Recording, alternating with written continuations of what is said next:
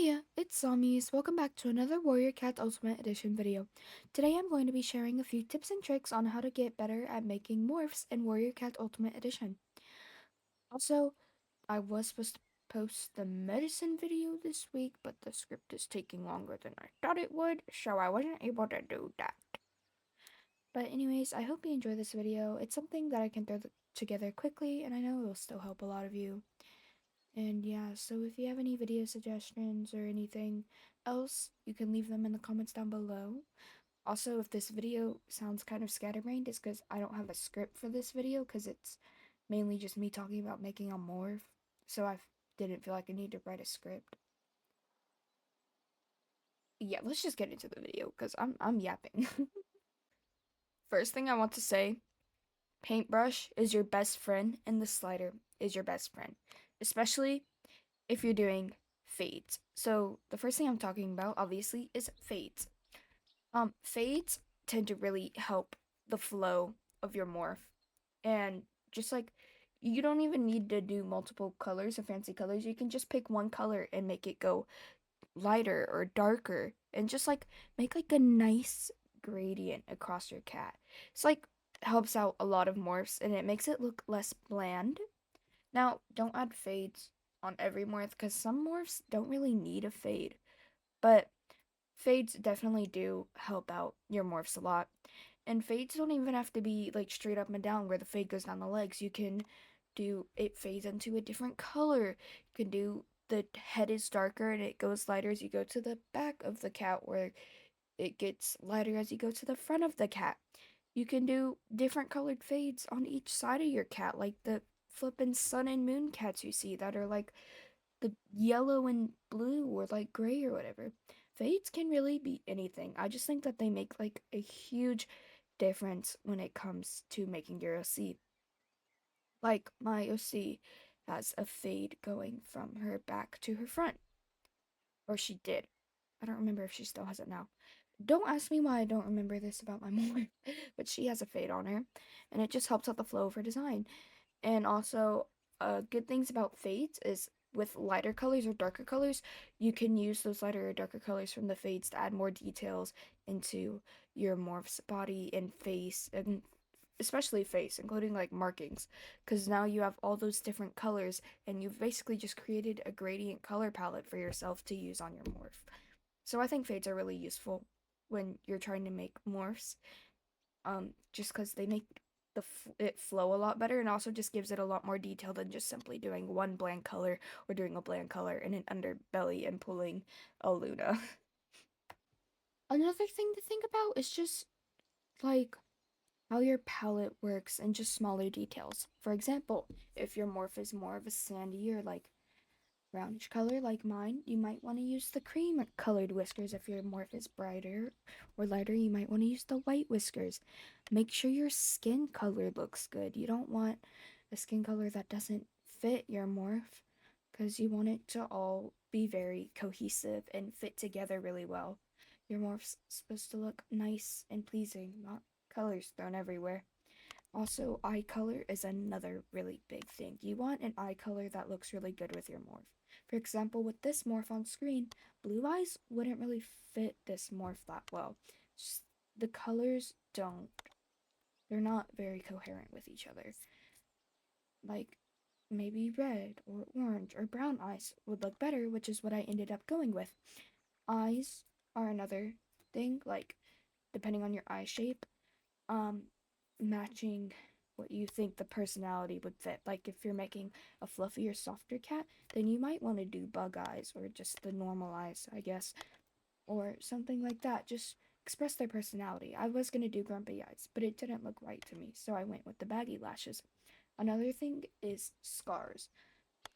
Adding scars to your morph just adds that little bit more detail, and as well as you can change scar colors. Change the colors of your scars to match, and don't leave it that default like bright pink color because it's interesting. It looks good with some morphs, but just like play around with colors and do what looks cohesive and good to you because I mean everybody has different taste.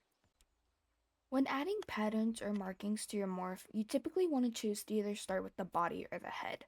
I typically start with the head because it helps me decide what I want to do for the body. Adding details to the head is very important. It really makes your morph pop and it makes it just look nicer. Like, I didn't like how dark the bottom was, so I added the cheeks to make it look like nicer and cleaner with my morph. And just other things. I was playing around with like the eye splotches and the colors on the face to just see what I wanted to do. You know, you can't really explain how to make a good face. It's just basically a bunch of playing around. Markings I use a lot of fade so that I like the face mask. And I use I do the whisker pads. The muzzle pads are all and section tiers are also really good. I typically use a lot of the eye markings, like the eye markings, the under eye markings round, stuff like that, just to help add more um detail into the face.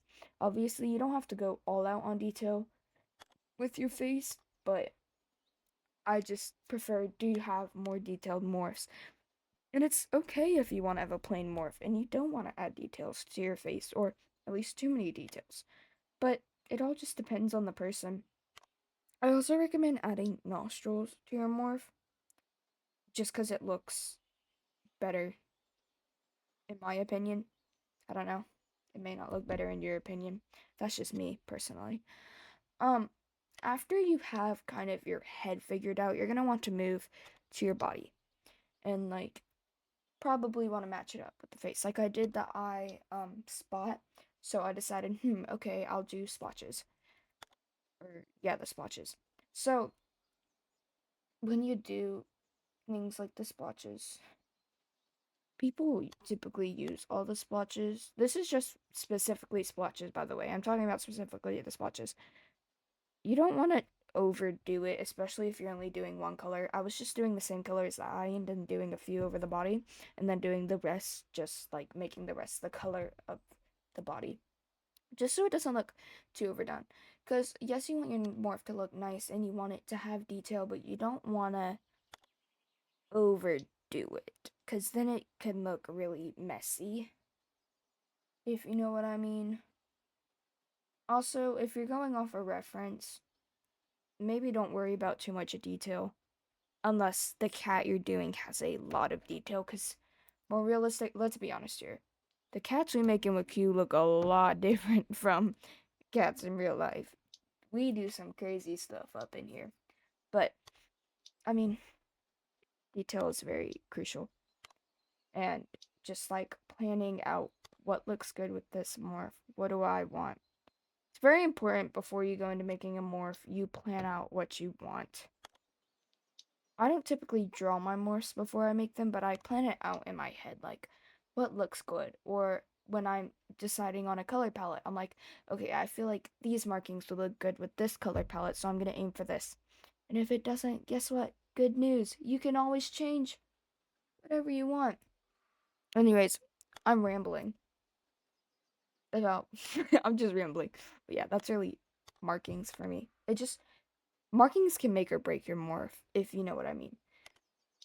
Like, you don't want to do too much, I guess. I'm saying you want to add detail, but you don't want to. Yeah, okay. You know what? Yes. I think I've stated my point. The next thing I want to talk about is fur. Fur is another one of those make or break on your morphs. Some morphs don't look really good with a lot of fur, and some look horrible with no fur. So, when you're designing your morph, you want to design it when you're adding markings and stuff. And you just want to decide, do I want this to be a fluffy cat, a medium haired cat, like short haired cat? Just like decide kind of what you want to do. I did a mix between short haired and medium hair or fur, I guess. It's not hair, it's fur. For my for this OC over here, because I feel like he just wouldn't look as good as a long hair cat. as well as the little, I was thinking about the neck marking he has, and that kind of helped me determine, well, because he has this, if I added like throat fur or mane or neck fur, it would cover that up, and I don't want that to be covered up on my morph. So it's just kind of pick and choose. Also, just play around with fur as well. Just play around with like all the fur options you have, because fur is just very particular to each morph, I feel. Just depending on the design and what you're going for. I typically make a lot of short haired morphs, so I don't use a bunch of hair, but some more people prefer to make a lot of long haired morphs. And one thing I'd say that I see often, morphs with thicker coats typically are darker colored or white and fluffy, like a marshmallow, and um, like lighter, more detailed morphs are typically shorter furred, so you can see all the details. Because sometimes fur can cover up simple details in your morphs. But yeah, so it's just kind of pick and choose what looks good, what doesn't look good, what fur length do I want in general, so I can, while I'm adding fur, I can think about that and pick which options I want to add, and just stuff like that. It's very particular, I guess. Yeah, I don't know, my vocabulary is not very good. If you can tell, I'm not saying this off a script. The last thing I really want to talk about is accessories. Now, not everybody likes adding accessories to my morph. I didn't used to be a big accessory person, but the more I've gone and played around with accessories, I've tended to like them more. Accessories are weird because there's so many and so many choices on what you can do with your morph. You really just want to choose accessories that you think want to fit with your morph, especially personality wise. If you have a personality planned out for your morph, get your accessories to show that personality. I wanted this cat to be kind of, but they like to explore. They're very adventurous and outgoing. So I did something that kind of represents that. Like I used to scavenger pack some items from that. Cause like scavenger, I don't know. I don't really know what I can say about accessories. It's just finding what you like and what you think looks good with your morph. Um, Coloring your accessories isn't too hard. I mean, you just gotta pick colors that'll go good with your morph. Like obviously for this morph, I didn't want to do a hot pink accessories, and I went with a darker like black and gray color because it's just what I preferred. So it's just all about preference, color palette, and yeah. That's really all I have for morph making. It's just kind of hard to put into words. I'd rather, I'm more of a visual learner. Words don't compute in my head. So if anybody else is like that, they kind of understand why it's hard for me to explain, because I'm more of, well, you do this and this, rather than, well, you have to put this on here and then do, you know. But main summary, fades are really good. Add a lot of detail during morph. Um, Skin, whiskers, eye colors, just making sure all your colors are really cohesive, as well as really good. Um, Adding lots of details, but not like overdoing it. So just making, you can make your morph simple, or you can make your morph a little bit more detailed, but just don't overdo it. Like don't put every single marking possible on your cat, unless you know how to make that look really good. But you know what I mean. And then markings, either start with the face or the body, so one decides the other and you know what you're doing. Fur is very weird. Decide while you're making your morph, do I want this to be long haired, short haired, medium hair? You know, accessories is just its whole other category. You can't explain accessorizing your character. It's just hard to do. Anyways, that's really all. my tips just summarized in the one. I hope this video was helpful. I don't know if it was too helpful. It's probably not the best tutorial out there, especially because I didn't use a script. But I hope it did help some of you. Anyways, that's all I have for today's video. And leave down in the comment section below if you want me to do anything else. And if you want to know how to make your cat look like it's traumatized, go check out my disabled morph making video. That one is a lot more organized than this one. And yeah, also if anybody'd like that, I might do a realistic morph tutorial. But with that, that is all. Zombies out!